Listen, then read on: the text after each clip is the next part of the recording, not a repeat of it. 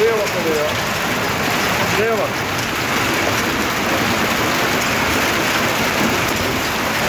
Oraya bak.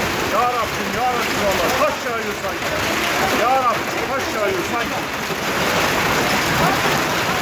Taş yağıyor sanki ya Rabbim. Şuraya bak ya.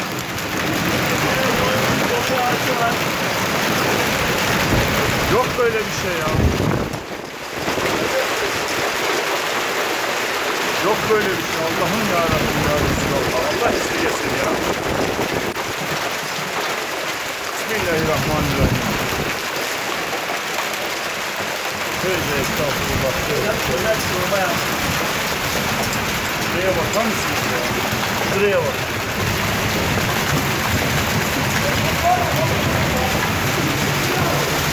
Allah'ım ya Rabbim ya Resulallah.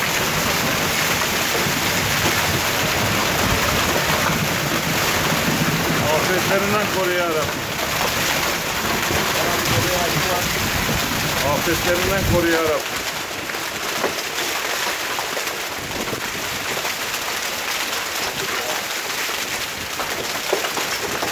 Tövbe tövbe tövbe tövbe. Yok böyle bir şey, yok böyle bir şey ya Rabbim ya.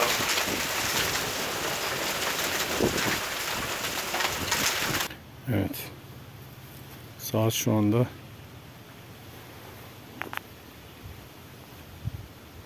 11. Henüz daha dolu. Gördüğünüz gibi aralarda duruyor.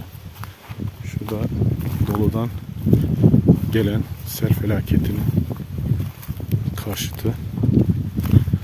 İşte son durum bu. Her tarafı setleri hepsini kapattı. Şu arada görünen dolulukta hepsi yağan dolunun daha henüz erimemesi. Evet. Bahçe komple bitik bir vaziyette. Bütün meyveler gitti.